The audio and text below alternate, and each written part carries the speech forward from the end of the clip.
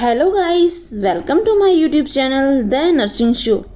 आशा करती हूँ कि आप सभी स्वस्थ होंगे और आपने राखी का त्यौहार है वो भी बहुत अच्छी तरीके से मनाया होगा। सभी भाई बहनों को अग्रिम बधाइयाँ हो, जो राखी का त्यौहार है उनकी बधाइयाँ हो सभी को। तो दोस्तों, आज का हमारा जो टॉपिक है कम्युनिटी हेल्थ नर्सिंग से रिलेटेड टॉपिक है।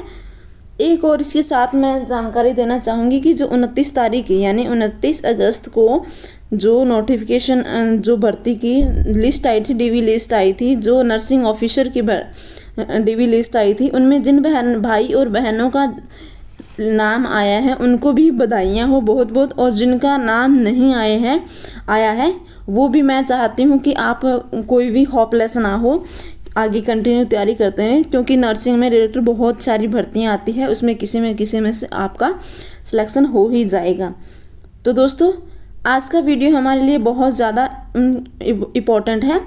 तो कम्युनिटी हेल्थ से नर्सिंग से रिलेटेड ऐसा टॉपिक है जो मोस्ट इम्पॉर्टेंट टॉपिक है। आइए दोस्तों, वीडियो स्टार्ट करते हैं। हमारा फर्स्ट क्वेश्चन, भारत की स्वास्थ्य संबंधी समस्याओं में शामिल है। स्वास्थ्य यानी हेल्थ प्रॉब्लम से रिलेटेड समस्याओं में कौन कौन सी समस्याएं हैं जो शामिल है? ए ऑप्शन संक्रामक बीमारियों संबंधी समस्याएं, बी ऑप्शन चिकित्सा देखभाल संबंधी समस्याएं, सी ऑप्शन पर्यावरण प्रदूषण संबंधी समस्याएं, डी ऑप्शन उपयुक्त सभी। तो हमारा इसमें राइट आंसर रहेगा डी, उपयुक्त सभी।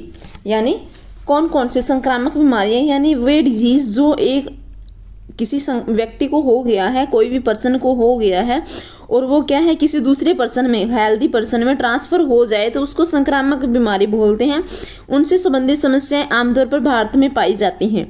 चिकित्सा देखभाल संबंधी समस्याएं क्या है? चिकित्सा देखभाल संबंधी समस्याएं ये है कि भारत के जो प्रत्येक इलाका है, प्रत्येक एरिया है, वहाँ पे ज़रूरी नहीं है कि जो हेल्थ सर्विसेज है वो प्रोवाइड हो। ये सबसे मेन इंपॉर्टेंट समस्याएं हैं। यहाँ पे जो कभी कभी तकनीकी की भी प्रॉब्लम हो जाती है, कभी ऐसी सुविधाएं नहीं मिल पाती पेशेंट को, जिससे उनकी जो हेल्थ प्रॉब्लम है वो और ज़्यादा इंक्रीज हो जाती है।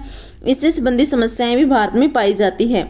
और पर्यावरण प्रदूषण संबंधी समस्याएं तो आप लोगों को पता है कि आए दिन ही पर्यावरण प्रदूषण से बढ़ ही रहा है। एयर पोल्यूशन हो गया, वाटर पोल्यूशन हो गया, नॉइज पोल्यूशन, आमतौर पर ये बढ़ता ही रहता है। ये समस्या भी भारत में पाई जाती है। तो हमारा राइट आंसर रहेगा उपयुक्त सभी।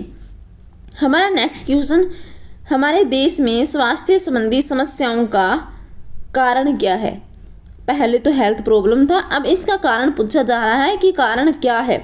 ए ऑप्शन पर्यावरण में रोगजनक सूक्ष्म जीवों की उपस्थिति, यानी पैथोजेनिक जो माइक्रो ऑर्गेनिज्म है उनकी प्रेजेंस इन्वायरमेंट में होना। बी ऑप्शन जल प्रदूषण एवं वायु प्रदूषण की मौजूदगी। सी ऑप्शन जनसंख्या में तीव्र गति से हो रही वृद्धि। डी ऑप्शन उपयुक्त सभी। तो हमारा इसमें राइट आंसर रहेगा उपयुक्त सभी, यानी डी हमारा राइट आंसर रहने वाला है।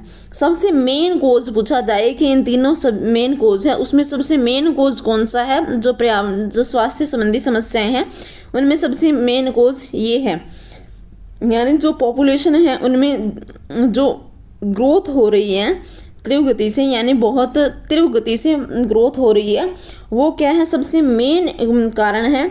इसकी वजह से ये सारे जो कोज है हेल्थ प्रॉब्लम के कोज है वो क्या होते हैं, अकर होते हैं।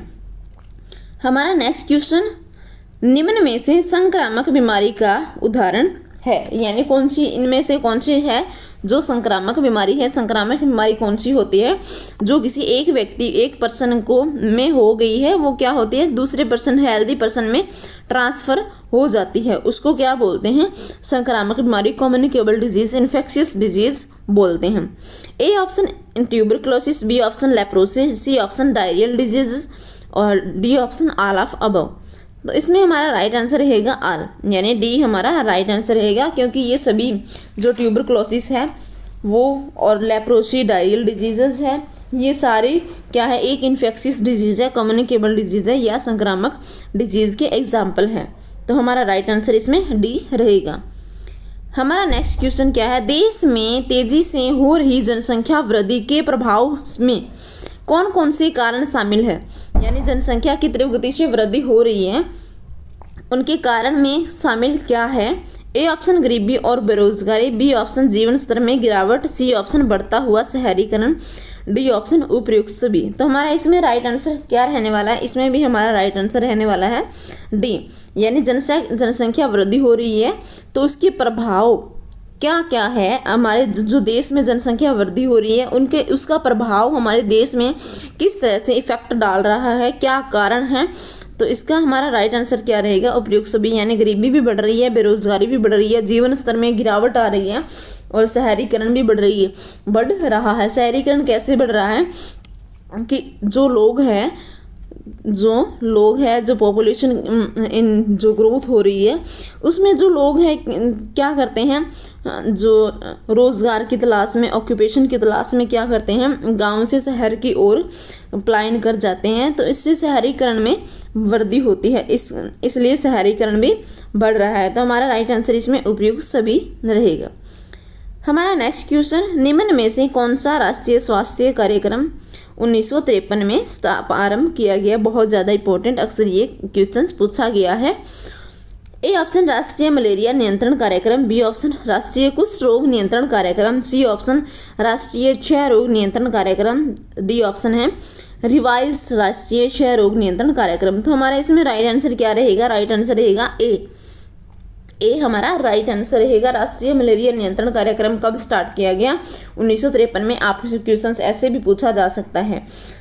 अगर बात की जाए कि राष्ट्रीय कुष्ठ रोग नियंत्रण कार्यक्रम कब स्टार्ट किया गया, तो ये स्टार्ट किया गया था 1955 में। आप इसे अलग से नोट कर लिए ताकि आपको इजी रहे याद करने में। नोट्स में अलग से आप इसको आगे रिवीजन करेंगे तो आपको आसानी रहेगी। दूसरा है जो राष्ट्रीय क्षय रोग नियंत्रण कार्यक्रम है, ये कब स्टार्ट किया गया था? ये 1962 में स्टार्ट किया गया था। एक और प्रोग्राम था जो 1962 में स्टार्ट किया गया था, उस प्रोग्राम का नाम आप कमेंट बॉक्स में छाप दीजिएगा। एक प्रोग्राम तो था राष्ट्रीय क्षय रोग नियंत्रण कार्यक्रम और दूसरा प्रोग्राम कौन सा था वो आप कमेंट बॉक्स में लिखें। आपसे आपके कमेंट बॉक्स का हमें वेट रहेगा।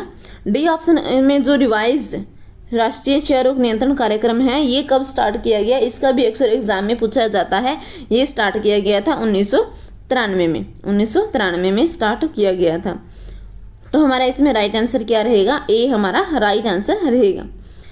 हमारा नेक्स्ट क्वेश्चन, संशोधित कार्यवाही योजना या मॉडिफाइड प्लान ऑफ ऑपरेशन का संबंध किस राष्ट्रीय स्वास्थ्य कार्यक्रम से है?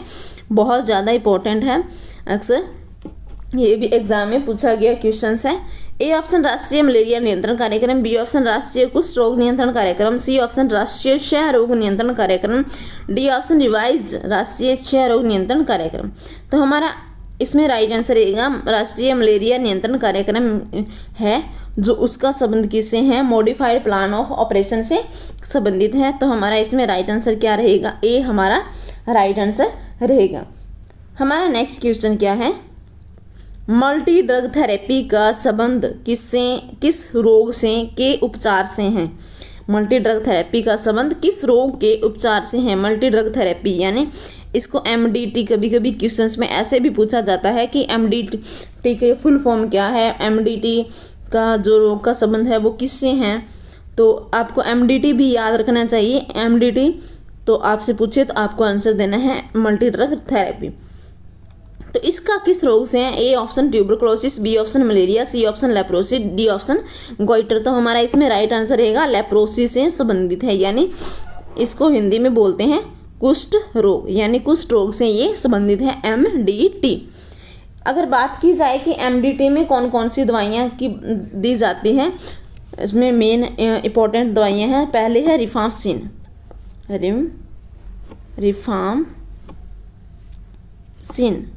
रिफाम्पसिन और दूसरी कौन सी है? डेप्सोन।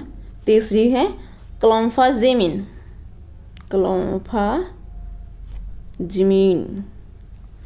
तो इसमें मेन इंपॉर्टेंट 3 दवाइयाँ हैं। इसमें दवाइयाँ और भी दी जाती है लेकिन main important rifampicin, dapsone and clofazimine 3 drugs है।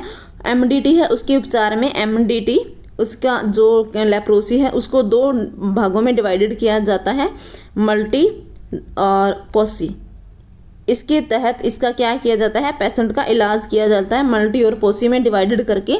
जो दवाइयाँ मैंने आपको बताई है रिफाम्पिसिन, डेप्सोन और जो क्लोम्फाजिमीन है, अदर ड्रग्स भी हैं साथ में, तो उनको क्या किया जाता है, दो भागों में बांटा जाता है और उसके बाद में इसका उपचार किया जाता है। बहुत ज़्यादा इंपॉर्टेंट, आपसे पूछा भी जा सकता है।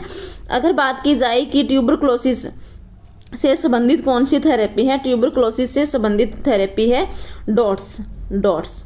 बहुत ज़्यादा इंपॉर्टेंट है। आप इसका जो फुल फॉर्म है वो मैं आपको नहीं बताऊंगी, आप इसका जो फुल फॉर्म है वो मैंने आपको एक अदर वीडियो में बताया है, लेकिन आज आप इसका हमें कमेंट बॉक्स में छापें कि इसकी फुल फॉर्म क्या है, जो डॉट्स है इसकी फुल फॉर्म क्या है और ये कब आया था, आप हमें कमेंट बॉक्स में आंसर करें। हमारा नेक्स्ट क्वेश्चन क्या है, आयोडीन की कमी से सामान्य व्यक्ति में कौन सा रोग हो सकता है, कौन सा रोग हो सकता है? A option leprosy, B option goitre, C option malaria, D option tuberculosis. तो हमारा इसमें राइट आंसर क्या रहेगा, गोइटर, यानी बी हमारा राइट आंसर रहेगा गोइटर।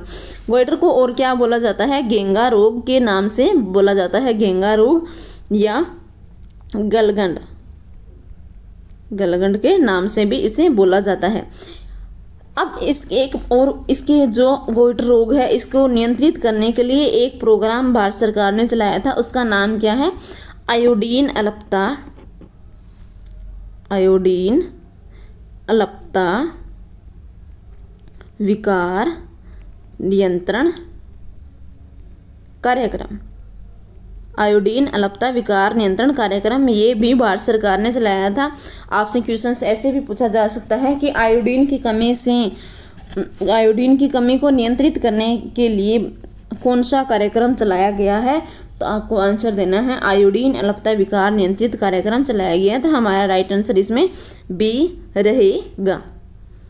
नेक्स्ट क्वेश्चन, राष्ट्रीय स्वास्थ्य नीति 1983 में शामिल लक्ष्य कौन कौन से थे? बहुत ज़्यादा इंपॉर्टेंट है, जितनी भी राष्ट्रीय स्वास्थ्य नीतियां हैं वो आप अलग से नोट करें, क्योंकि ये बहुत ज़्यादा इंपॉर्टेंट है। राष्ट्रीय स्वास्थ्य नीतियां अक्सर एग्जाम में बहुत बार पूछी गई है। उनके लक्ष्य क्या क्या है, बहुत ज़्यादा इंपॉर्टेंट है। मैं आपको दोबारा बोल रही हूँ कि जो राष्ट्रीय स्वास्थ्य नीतियाँ हैं आप उनको बहुत इम्पोर्टेंट जो नोट है वहाँ पे लिखें।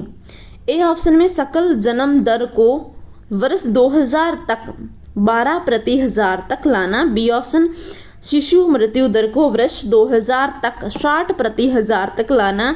सी ऑप्शन वर्ष 2000 तक प्रसव पूर्व देखभाल प्राप्त करने वाली गर्भवती महिलाओं की संख्या को 100% लाना।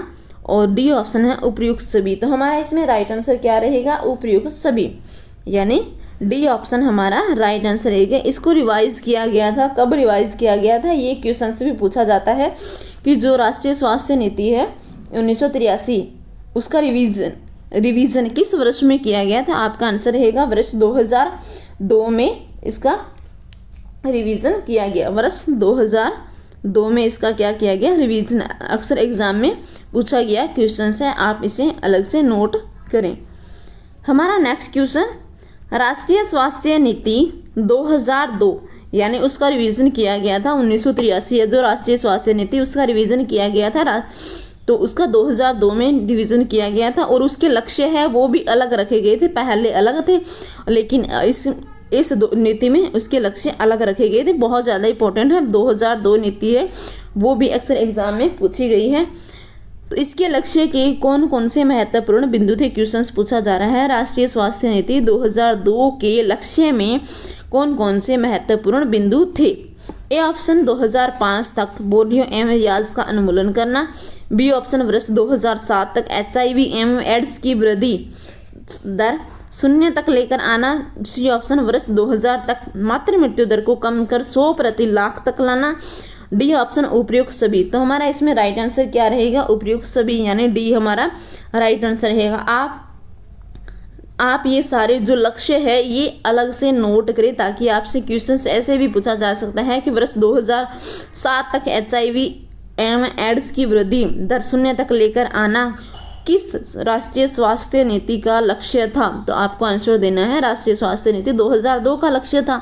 इसीलिए मैं आपको बोल रही हूँ कि आप ये सारे जो भी लक्ष्य हैं आप इसे अलग से नोट करें ताकि आपको रिवीजन करने में, दोबारा रीडिंग करने में आसानी हो। तो दोस्तों आज का वीडियो आपको कैसा लगा? अगर वीडियो अच्छा लगा तो प्लीज़ वीडियो को लाइक करें, और अगर आप हमारे चैनल पर नए हैं तो प्लीज़ चैनल को सब्सक्राइब करना ना भूलें।